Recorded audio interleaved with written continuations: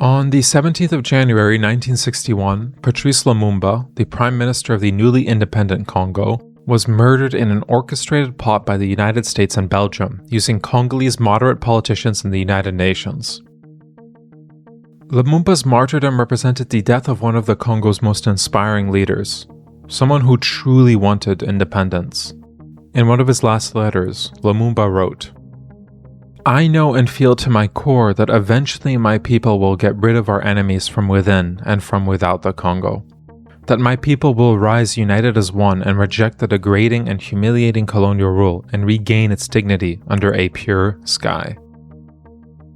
This video will examine the aftermath of this murder. In January 1961, the Congo was not unified, and the central government in Kinshasa was fighting two wars.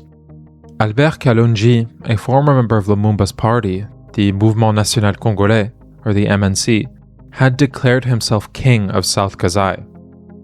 And Katanga, a mineral-rich province to the south, had been fighting a secessionist war led by Moise Tshombe. These secessions were supported and funded by Belgium.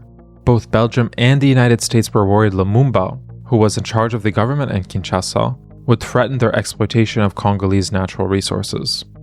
Fearing what Lumumba would do if he were in charge of a united Congo, they opted to undermine this unity by supporting these secessions and plotting to assassinate him. After the assassination, the nationalist movement headed by Lumumba was weakened. The threat of a centralized, unified national government was gone. Joseph Kasavubu, the president who deposed and supported the murder of Lumumba, decreed a new government headed by Joseph Ileo on the 9th of February 1961. However, Joseph Ileo was just a figurehead. Real power in the Congo rested in the hands of Kasavubu and the head of the Armée Nationale Congolaise, the ANC, Joseph Mobutu. This group of power players, supported by the West, is often summarized as the Binza group.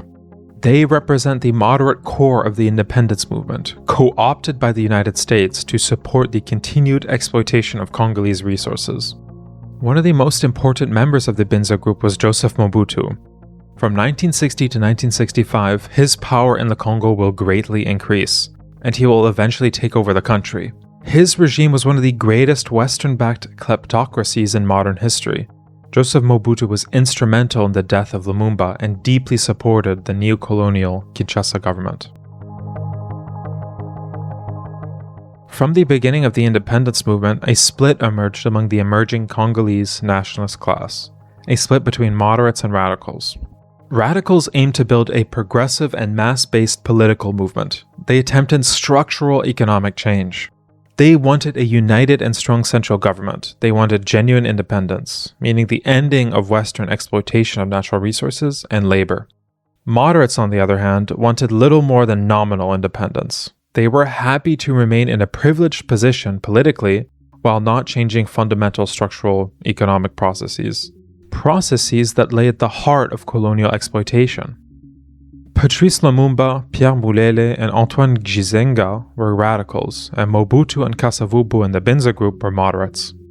This video will examine what is essentially the last concerted effort to fight for true independence. Georges Nzongolo Natarajan, a Congolese historian and academic, calls this period the Second Independence Movement. He writes, "The first major resistance against the post-colonial state in Africa took place between 1963 and 1968 in the Congo, a mass-based movement for genuine independence. This resistance was the work of a popular alliance of workers, peasants, the unemployed urban youth, students, lower civil servants, and radical nationalist leaders. One of the heroes of this second independence movement was Pierre Mulele. Pierre Mulele was born on July 11, 1929, in Iwangu Matende in the Gungu region of the Congo. He was born into a lower middle-class Congolese family. His father, a doctor, was well liked by ordinary Congolese people. And Mulele was raised in an environment in which he met both poor and middle-class Congolese. Ludo Martins, who wrote a biography of Mulele, describes his father as a man of the people. During his education, he quickly radicalized and became an anti-colonial voice amongst his peers. He eventually became the head of a student union and made denouncements against Belgian colonialism. In the late 1950s, he helped found and manage the Parti Solidaire Africain, the PSA, with Antoine Gizenga and participated in the first Congolese elections. After the elections, Gizenga and Mulele became very friendly with Lumumba. They all understood that they advocated for the same goal: real independence from Western powers. Mulele would eventually be appointed as education minister in Lumumba's government, to his great disappointment, as Mulele would have preferred to be defense minister. However, he proposed ambitious education plans to create an educated class of native Congolese. These plans were short-lived, as Lumumba was assassinated January 17, 1961. A new chapter begins in the dark and tragic history of the Congo with the return to Leopoldville of deposed Premier Lumumba. The death of Patrice Lumumba represented the beginning of a purge of radical nationalists within the Congolese government.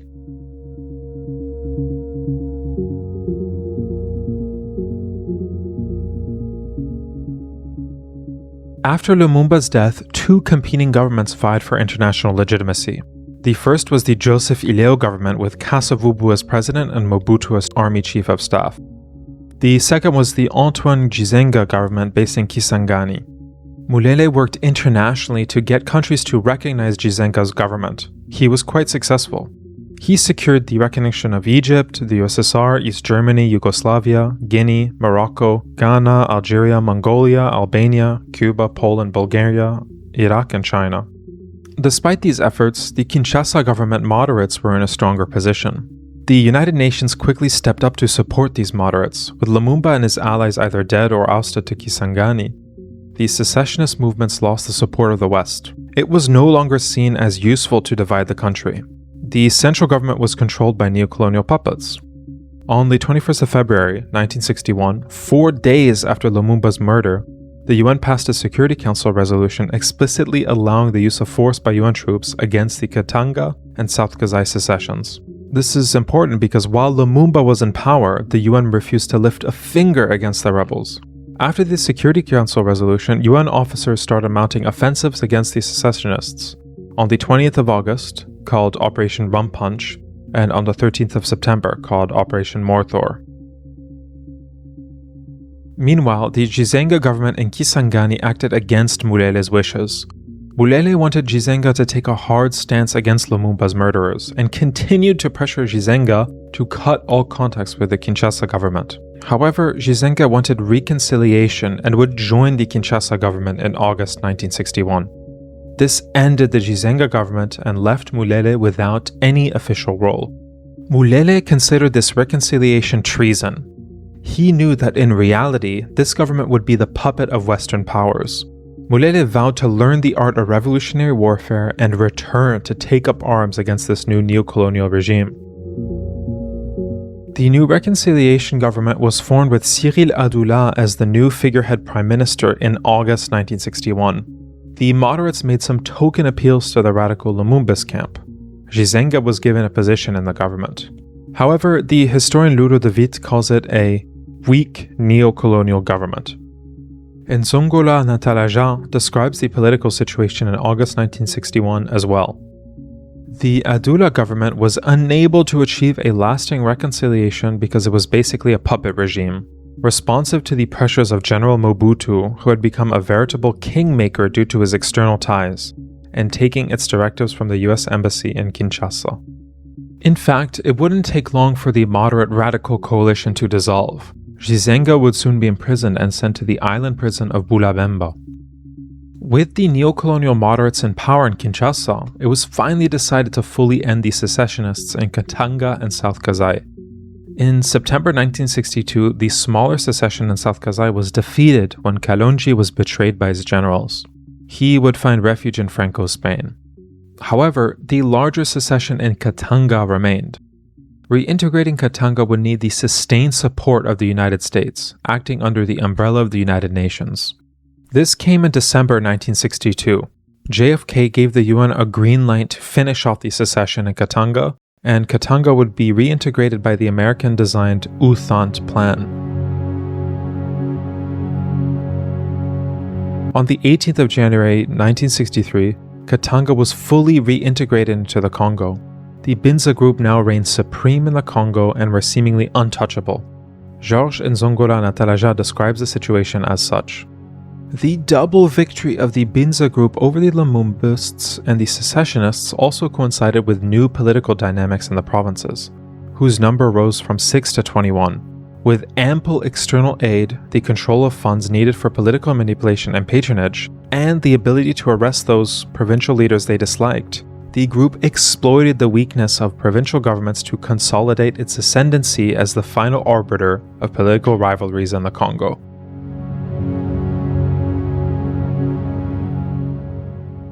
The Union Minière du Haut-Katanga, or the UMHK, was the mining company funded by the United Kingdom and Belgium which supported the Katanga secession. Under the Katangan reintegration plan, the UMHK would be allowed to continue exploiting Katanga while giving a share of the profits to Kinshasa and the Binza group. For ordinary Congolese, the victory of the Binza group meant a dramatical decrease in the standards of living. Conditions got much worse. In Kinshasa, real wages declined by 40% between 1960 and 1964. The Binza group gradually succeeded in sacking all of the Lumumbist ministers by October 1963. The remaining leaders would form the Conseil National de Libération, or the CNL, that same month and would work against the regime. Mulele returned to the Congo in July 1963, and he laid the groundwork for an uprising in Kwilu, in the center of the country. The people in Kwilu suffered from inflation and a rising cost of living. Between 1960 and 1963, real income fell by around 50%. The province, like many other areas in the Congo, was ripe for open revolt and confrontation with the Kinshasa Binza group.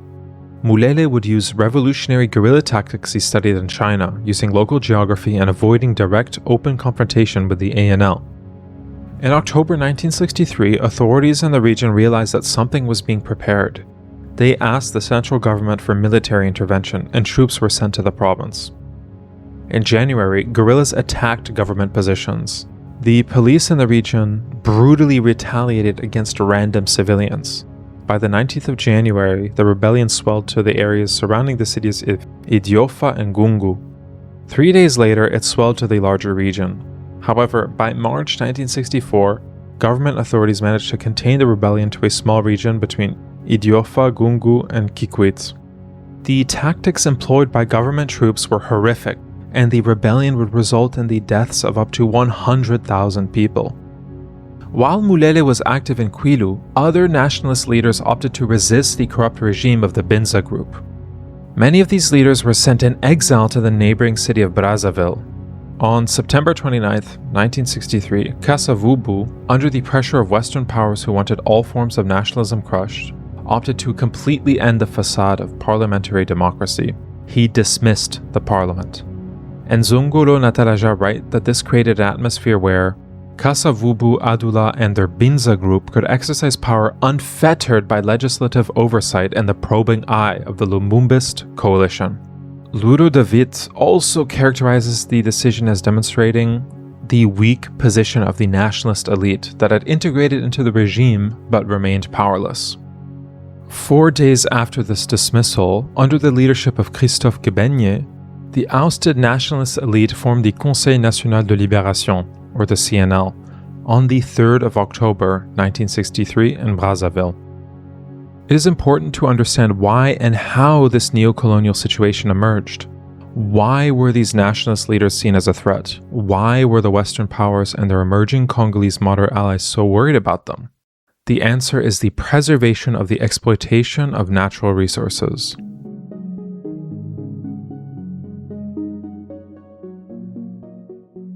When the Congo was under Belgian rule, and even before that when it was in the private hands of Leopold, resource extraction companies were merged into the colonial state. They were required to concede a share of their profits to the state. These legal arrangements meant that if Congo gained independence, a substantial part of the profits would be outside of Western control. This is why the secession of Katanga was so readily aided by Belgian soldiers, who feared the threat of a nationalist Congo impeding these companies, such as the UMHK, from extracting mineral wealth. Before and after independence, many of these colonial companies saw no change in their extraction output, mostly due to the quick and forceful meddling of the United States and Belgium. The UMHK mined 280,403 tons of copper in 1959. In 1960, the year of independence, it would output 300,657 tons of copper, while in 1961 it would output 293,791 tons. Independence did not change their exploitation. Western powers aimed to form a new indigenous class of allies which they could use to continue their exploitation of the Congo. This new class would also massively profit from the exploitation of their own country. While Western powers are obviously evil and reprehensible, it is a particular form of shame to betray your own people and country for personal gain. The United States and Belgium would not have been able to exploit the Congo so easily if they didn't have so many willing allies to sell their souls to the devil. It is also important to remember the nefarious role of the United Nations during the Congo crisis. The United Nations' purpose was for the preservation of a neocolonial order. While the UN is staffed by well-meaning people, it is important to remember that the United Nations acts always at the behest of the Security Council, and most Security Council members are colonial powers. The major resistance to this neocolonial order, the CNL, was plagued with internal infighting from the start. A more radical faction started laying out the groundwork for resistance earlier in September 1963, in Kivu and Uvira. They would start the rebellion in the areas where the MNCL and PSA were the strongest. The hardliner faction had attempted to start an armed struggle earlier, but would overall end in failure. The most successful armed uprising from the CNL would be when Gbenya finally opted for armed struggle, in April 1964. On the 15th of April, the Kabuku, the capital of the Kivu, was attacked by CNL soldiers. By the start of May, CNL rebels controlled a larger part of Uvira, which was captured on the 15th of May by Gaston Sumialo, a rebel leader. We now have two parallel resistance movements against the central government in Kinshasa: the Mulele guerrillas in Kwilu and the CNL soldiers in the east. The CNL soldiers call themselves Simba, meaning lion in Kiswahili. And Zongola Nataraja explains the difference in strategy between the CNL and the Muleleist Maquis. Unlike the Muleleist Maquis, which attempted to train cadres for a protracted war, the CNL opted for quick and large-scale military operations for the control of cities and towns, including provincial capitals and major commercial centers. Relying primarily on the youth branches of the MNCL and allied parties, CNL commanders used surprise attacks by lightly armed but mostly drugged gangs of youths to overpower army and police garrisons and took over urban and industrial centers in rapid succession. Ludo de Witt also analyzes the fighters and rebels of the CNL. The army of Simba rebels consisted of random groups of untrained, poorly armed fighters, and yet the Armée Nationale Congolaise, the ANC, units fled without a struggle. However ragtag these rebels were, they were surprisingly effective. They captured Kindu on the 21st of July, and on the 4th of August, they accomplished one of their most impressive achievements, capturing Kisangani, the third largest city in the country at the time. For those who supported the cause of genuine independence, the Mulele uprising in Kwilu and the CNL uprising in the east represented a source of genuine hope. While both rebellions were racked with flaws, they represented genuine resistance against the emerging neocolonial regime in Kinshasa. For the government in Kinshasa and their Western allies, these rebels were a cause for alarm. Compounding all of this, UN troops were leaving, and by July 30th, 1964, there would be no more UN troops to rely on. UN soldiers were used to put down the South Kasai and Katanga secessions. Without them as a buffer, the Binza group in Kinshasa was much more vulnerable. The United States also became increasingly concerned that their moderate allies would not be able to control the country properly. During this period, the CIA concluded that the Congo seems headed at a minimum for a period of increased instability and possibly for a total breakdown of government authority. The United States devised a new strategy. They would use a combination of mercenaries and Mobutu's ANC to crush the rebellions and protect their mineral profits. Ludo de Witt summarizes the overall American strategy. Their intention was to create an offensive military force that would combine mercenaries, the air force, and the best Congolese units under one efficient Belgian command, with the objective to rapidly crush the uprising without too much diplomatic or humanitarian damage.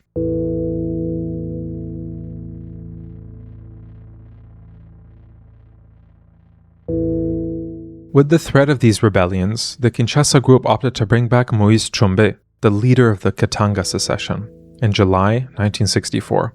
He was chosen for two major reasons. Firstly, he had several thousand mercenaries stationed in Angola. By allying with Tshombe, the Binza group could neutralize the possibility of him reinvading Katanga, and his force could be co-opted to be used against the rebellions. Secondly, he had a vast network of contacts with moderate leaders in Kinshasa and with Belgian business interests. He was well connected and would act at the behest of the West. With Moise Tshombe as leader, the CIA set out to create a mechanized mercenary force. This division was called the 5th Brickmec, which would be backed by a CIA Air Force. All white mercenary groups such as the 5th Commando subunit would be led by Mike Hore, a South African. Hore's soldiers were mostly South African whites. The CIA Air Force was composed of T-6s, T-28s, and B-26 bombers. Essentially, the heavily equipped mercenaries would function as a spearhead to rapidly crush resistance. Following them would be the ANC, who would occupy and control the territory. As a side note, Mike Hore is remembered and eulogized as if he was some sort of bold, brave adventurer. The BBC wrote a eulogy and barely mentioned any of the crimes which were committed by the mercenaries in the Congo.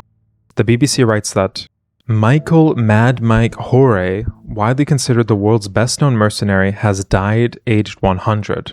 Born in India to Irish parents, he led campaigns in the Congo in the 1960s that earned him fame at the time and a controversial legacy years later.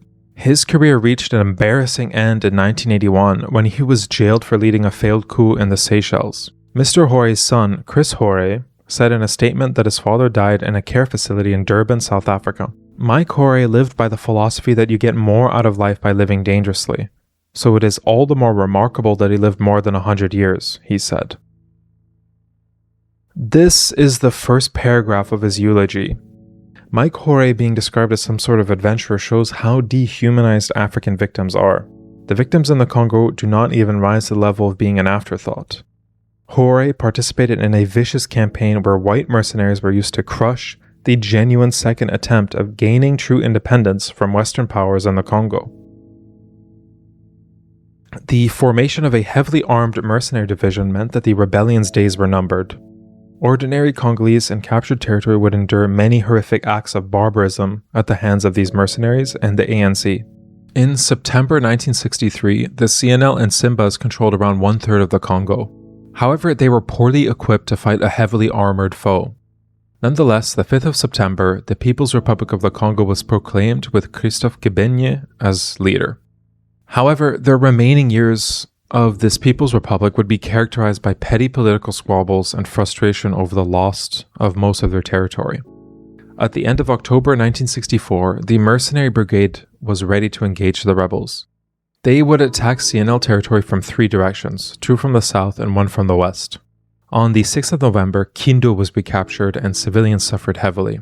Mercenaries went house to house searching for rebels, which resulted in many innocents being shot and brutalized. The brutal crimes the mercenaries would commit garnered a nickname for them, Les Affreux. None of these crimes were reported in Western media at the time. They hung, shot, and tortured Congolese civilians. Only much later, in August 1965, The Observer would publish information and images about the brutal treatment of Congolese civilians. Ludo de Witt describes the images. One image shows a group of mercenaries arguing about who was going to hang 2 Africans. Other images showed executions by firing squad and hangings of prisoners. Some African prisoners were even used for target practice. Another journalist describes the scenes as well, specifically the capture of the city of Buende. Occupying the city means blasting doors with bazookas and taking anything from shops that is portable. Murders followed the plundering. The shooting lasted 3 days. 3 days of executions, lynching, torture, screaming and shouting and terror. The mercenary force approached Kisangani on the 20th of November. Taking Kisangani would mean both a strategic and symbolic victory for the neocolonial government. And Nzongola Nataraja writes that, with Kisangani as the nerve center and the symbol of the revolutionary movement's success, it was there that the forces of the counter-revolution decided to strike their boldest blow. However, there were some concerns among the Western powers that the rebels could start executing European settlers in Kisangani. The potential diplomatic and media controversy scared Western powers, and they made some attempts to negotiate on the 20th of November. The Americans pushed for reconciliation if the rebels laid down arms, but the Belgian leadership advised against negotiating. The American willingness to negotiate marked a break from their general policy of violence against the rebels. And Nzongola Nataraja writes that, as in the case of the dispute between Lumumba and Kasavubu, the United States and its allies did everything possible to undermine African diplomatic efforts. US President Lyndon Baines Johnson showed his determination to end the crisis by force by increasing the US military presence and activity in the Congo. Using a humanitarian pretext and one that smacked of racism, Johnson sent US planes to drop Belgian paratroopers on Kisangani and Isiro on the 24th of November 1964, with the express aim of rescuing whites from the conflict area.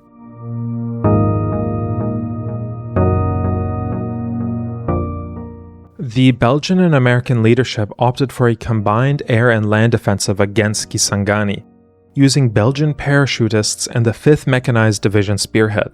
This was called Operation Red Dragon and would be planned for the 24th of November, 1964. It was an operational success, and the aftermath was horrific for civilians. Ludo de Witt describes the scene. The head of the 5th Brigmec did not offer any details about the massacres that ensued in the city that day and the next, but the few sentences he uttered gave the clues. Bodies floated in the stream. Decomposing bodies lay in the city. One journalist reported seeing hungry dogs fighting over the corpses of the dead. Van de Walle's chief of staff later wrote that the city center was strewn with dead and dying Simbas. Simbas, rebels, Muleles, insurgents, revolutionaries. The victims were given many names, but in reality, the victims were often ordinary inhabitants of the city.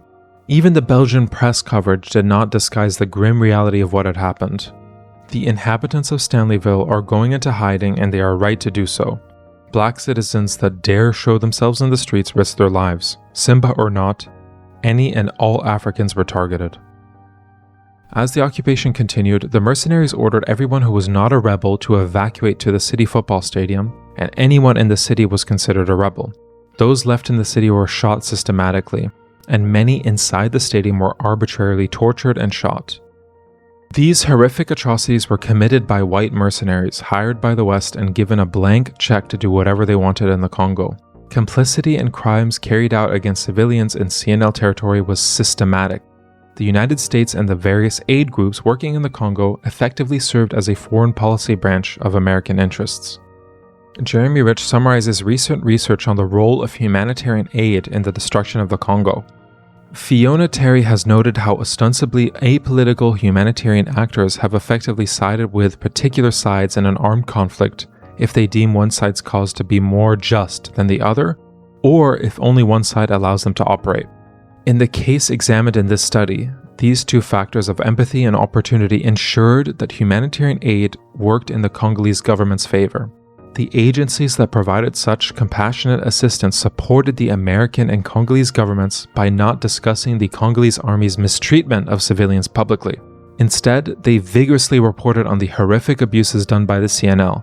They tended to publicly downplay the role of the government in inflicting harm, even when they directly witnessed the misdeeds of the Kinshasa forces.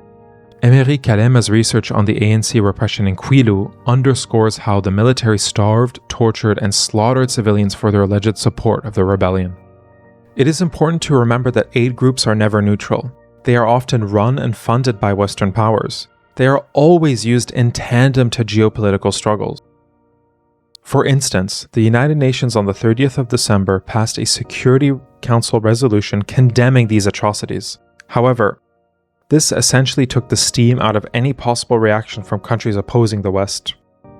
Ludo de Witt describes the effects of the UN resolution. On 30th of December, the UN Security Council passed a rather moderate resolution, which, as far as the West was concerned, took the fuse out of the diplomatic powder keg. The Security Council deplored the recent events in the Congo, but avoided any details of what had actually happened. The raid on Stanleyville and Paulus, and the roles of the United States, Belgium, and Great Britain were not mentioned. As 1964 turned to 1965, the rebellion gradually started losing territory and transitioned into a smaller guerrilla campaign in the northeast around Lake Tanganyika. What can we say about the legacy of the resistance in the East? What lessons can be learned from their failure? The CNL, while fighting a just cause, did not do much to cement and make concrete changes in the areas they liberated, leading to apathy and resentment against the CNL. And Nzongola Natalaja writes that, thus, what appeared to be the CNL's main strength, its militarist strategy, turned out to be its greatest weakness. More successful militarily than the Kwilu Maki, the Eastern Front privileged militarism over politicization and preferred action to reflection. The result was that its political success was short-lived. The masses, who had welcomed CNL leaders and the Simba as liberators, would soon become disenchanted by both the apparent neglect of their pressing needs and, more importantly, the reign of terror unleashed by the revolutionary movement. This frustration was also captured by Che Guevara, who led a Cuban force in 1965 to help the resistance. These are taken from his letter to Fidel Castro on October 5, 1965.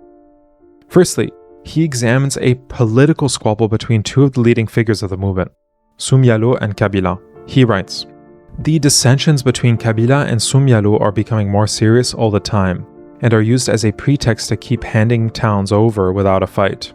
I know Kabila well enough not to have any illusions about him. I cannot say the same about Soumyalo, but I have some indications such as the string of lies he has been feeding you, the fact that he does not deign to come to these godforsaken parts, his frequent bouts of drunkenness in Dar es Salaam, where he lives in the best hotels, and the kind of people he has as allies here against the other group." Here, Che is referring to how Kabila spent most of the struggle in the comfort of Dar es Salaam in Tanzania. Che Guevara writes how many of the resistance would simply flee the heavily armed mercenaries rather than engage them. Recently, a group of the Chombe's pro-government army landed in the Baraka area, where a major general loyal to Soumyalo has no fewer than 1,000 armed men, and captured this strategically important place almost without a fight. Now they are arguing about who was to blame, those who did not put up a fight or those at the lake who did not send enough ammunition. The fact is, they shamelessly ran away, ditching in the open a 75mm recoilless gun and 282 mortars.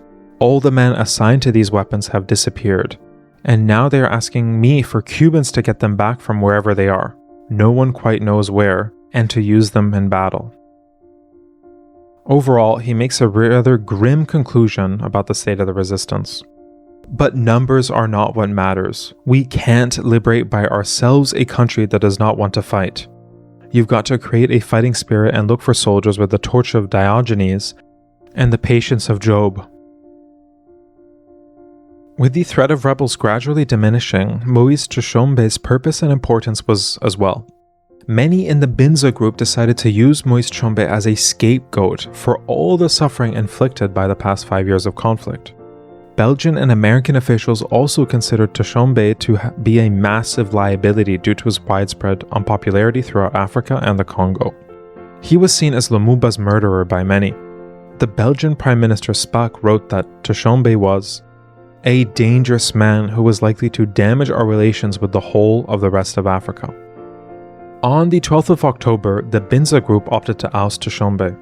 Kasavubu, as president, dismissed him from office. This created a split in the government, some supporting Kasavubu and others supporting Tshombe. This split in government, as well as the unpopularity of Tshombe, prompted Western powers to support another coup by the resident ally, Joseph Mobutu. On the 24th, Mobutu officially took power in the Congo. And Nzongola Natalaja gives another reason for why the Western powers supported Mobutu's coup. The widespread unpopularity of the usage of white mercenaries prompted Kasavubu to promise to hurry up their demobilization in October 1965. However, Western powers were not confident that the ANC could handle the rebellions on their own. They grew increasingly worried and frustrated with Kasavubu and Tshombe's decisions, so they backed Mobutu. While the whole of US involvement is still unknown, we know enough to indicate that the US fully supported the coup. Mobutu had contacts with the local CIA station chief, Larry Devlin. Devlin had also threatened some politicians that, if Mobutu needs to make another appearance, like in 1960, then it will have to be for a far longer period than 3 months. A list of ministers was immediately discussed with the CIA as Mobutu took power. Overall, it is clear that Mobutu's entrance to power was supported by the United States and Belgium. His kleptocratic regime, which I will examine in the next video, should therefore be heavily blamed on Western involvement. Nzongola Natalaja summarizes how Mobutu came to power. Mobutu's ascendancy was only in part a function of his own personal qualities. For the most part, he owed his rise to power and the astonishing longevity of his regime to external sponsorship and backing by the United States and its Western allies. It is this basic character of his regime as an externally backed autocracy, both distant from its own society and impervious to popular aspirations and loyalties, that eventually led to state decay and collapse. As the Eastern Rebellion faded and with Mobutu rising to power, Mulele and his guerrillas still fought a low-intensity guerrilla war in Kwilu. However, this revolution also started dwindling down and suffering defeats throughout 1965 and 1966. Disease and famine also racked the province. The Mobutu regime cracked down violently against the rebels in so-called pacification campaigns by the ANC. These were intensely brutal, and the estimate of people killed lies up to 100,000 people. Here are 2 witness testimonies which the historian Emery Kalema uses to describe the violence. Here is the first. Papa, it is hard to recall these stories. I swear in the name of God that it was horrible. I was arrested by the militaires. They fired a bullet at me here, in the cheek. After that, they stabbed me with their bayonet. As I am talking to you, I no longer have several parts of my body. They took out one of my testicles, they burnt it, and they forced me to eat it, while I was still staring at them. After treating me like an animal, they seized Inspector Matela's older brother who was among us. This man was interrogated for about 6 hours. After these 6 hours of intense questioning, he fell. I am sure he had a cerebral hemorrhage. After that, the militaire shot and killed him. Papa, that is what we went through. Here is another. Early in 1965, I arrived in Gungu at the director Dosithe Amwacha's house. Suddenly, I heard people knocking on the door. There were up to 180 militaires. They said, "Open the door, otherwise we are going to break everything." The house was closed, but it was surrounded everywhere by the militaires. When the doors flew open, they struck me. I was sitting in an armchair reading the newspaper. They began to beat me up. They beat me up very hard. They seized Director Amwacha. He was very short. They beat him to death. I begged them and told them to leave this man. They refused. Papa, I cried, "Oh, please leave this innocent man alone." They refused. They pushed him against the wall. They slapped him on the head. The man fell down and bled to death. They got back to me. They beat me up again. One of the militaires said to me, "Don't you know that today I'm going to kill you?" I replied, "No problem." He hit my back with the butt of his gun. I fell down. He lifted me up. Another militaire came and slapped me. Sparks filled my eyes. Papa, I cried. They then put us in their vehicle for an unknown destination. They kept on beating us in their vehicle as if we were not human beings. 10 to 15 militaires walked over us and began to punch each of us. They were sharp blows. One of the prisoners even broke his jaw because of these blows. These are just a few of the countless examples of torture and brutalization which the populations of Kwilu endured. On the 29th of March, 1966, the ANC approached and encircled Mulele's headquarters. Mulele escaped and marched north to escape the encirclement. This marked an end to the strength of the rebels. Between March 1966 and November 1967, Mulele refuged in the forests around Iseme, Iyene, and Maili. As the rebellion pretty much ended, Mulele escaped to Kimabanda and lived in the forests with his wife. On the 2nd of February 1968, Mulele wrote down reflections on his years fighting against the neocolonial regime. I unfortunately cannot include the entire writing as it is lengthy, but I selected passages that are interesting. There is no doubt that the revolution will come to our country, the Congo. 4 years ago, it was impossible to even speak of the revolution. If you mentioned the revolution, they would kill you or loot and burn your house. But now, the word revolution has become commonplace and a badge of honor. Why must the revolution take place in our country? So that the Congo may be freed from slavery. So that the Congo may once again be free, as in the days of our ancestors. Who will carry out the revolution? And where will it take place? Over the past 4 years, everyone said that the revolution must take place in the city, but not in the bush. Now, people have understood that the revolution is not just a matter for the cities. The revolution must take place in the city, in the village, in the bush, in the forest. It must take place from top to bottom. When will the great Congo be free? And when will the Congo's destiny be in the hands of the sons of the Congo? In a way, one could say that power is now in the hands of the sons of the Congo, and that the guns are held by the hands of sons of the Congo. But is the fate of the Congo now in the hands of the Congolese people? No. What are we waiting for to take control of our Congo's future? The guns are in the hands of our soldiers. But when the Belgians held power in the Congo, the guns were also in the hands of the Congolese people. If we had waited for them to fight for independence, would it have been possible to hold power in our own hands? No. It is not the gun that decides matters, but the man. For the Congo to return to the right and true path, every aspect of life in the Congo must be managed by its own people.